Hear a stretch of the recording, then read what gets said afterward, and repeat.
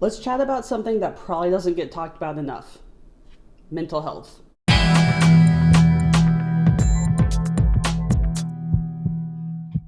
For those of you that know me outside of Cancer Chats, probably know that I've dealt with mental health issues in my life for quite a while. In fact, if I want to be honest, I think I probably always had a level of depression that I dealt with.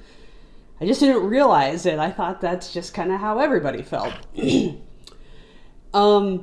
About, man, 15 years ago at this point, 10, 15 years ago, it's bad. I can't quite put a date on it. I went through a really ugly divorce. And that kind of kicked everything into high gear for me with mental health. I definitely had depression issues. I had anxiety issues, like self-harm issues, even down to suicidal thoughts at some times. And it just felt very out of my control. I could logically tell you what I was feeling didn't necessarily make sense, even though life was really hard. But I couldn't make my emotions catch up with it.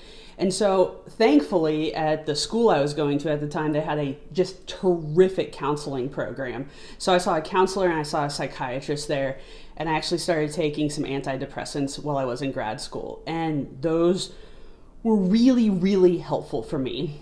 Fast forward to a few years ago, and I started to try and get off of everything. We were trying to have our second kid, and the medicine I was on wasn't conducive to being pregnant at the same time, right? So I'd gotten off my meds, and we did get pregnant, and that was great. And then November of 2019 happened. That's when I was diagnosed with cancer. And I was kind of hesitant to get back on any meds because I felt like I'd worked really hard to get off of them, and I was doing okay. I saw a counselor regularly, and we'll loop back around to that in a second. But I talked with some other people that have metastatic cancer, and they're like, yeah, we're all taking antidepressants, Sarah, because it's a tough situation. And you don't have to shoulder all of that by yourself without help. And speaking with other people is really helpful to me. So I hope me talking about this is helpful to you. If you are dealing with cancer, with metastatic cancer, with a terminal illness, with a chronic illness, the idea of that you just need to pull yourself up by your bootstraps and get through it is kind of ridiculous. And I think we have done a bad job with mental health for a long time. I think stuff is getting better and more people are willing to have conversations about it. But the idea that seeing a counselor or taking meds is kind of taboo to talk about is really unfortunate at best. So first off, I would say counseling is huge. And if you're ever going to take meds, I'm a huge fan of counseling and meds go hand in hand. There is evidence to prove that that is the best way to be your most healthy self, all right, if you're dealing with mental health issues.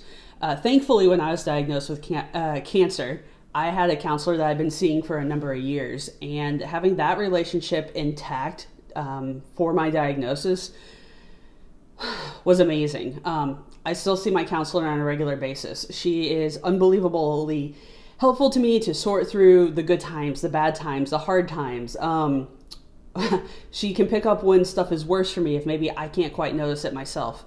And thankfully, my family has also kind of educated themselves on mental health, and I have other people like in my inner circle that can sometimes be like, Sarah, that's not quite healthy thinking there. Hey, you don't seem like your best self today.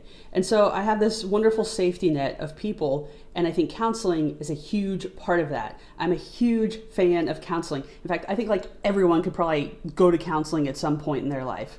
So if you are diagnosed with some rough disease like cancer, then I would highly, highly, highly recommend finding a counselor. Find someone you can talk to. It's been brought up to me before. It's like, well, I don't want to pay someone to be my friend. Okay, well, you're not paying someone to be your friend.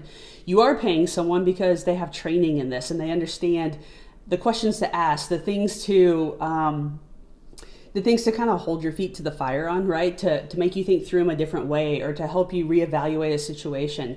They also have the training to go, you know what, this doesn't just need to be talk therapy. I think you need to see a psychiatrist.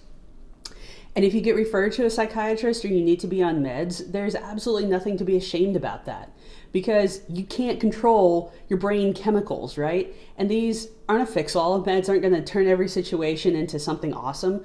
But what hopefully they'll do is kind of bring up that baseline so you don't have these really downer times. And you're not a failure. You're not trying hard enough. You're not throwing in the towel. You're using available resources to be your most healthy self. And if I can talk for a minute to specifically like cancer patients here, if you're doing chemo, if you're doing radiation, if you're doing hormone therapy, immunotherapy, whatever, it's the same thing if you need to be on meds for mental health, right? We do chemo with the hopes of extending our lives, of eradicating the cancer, to be a healthier version of ourselves. It's the same reason you would take antidepressants or mood stabilizers or anti-anxiety meds, because it's going to help you be a healthier version of yourself.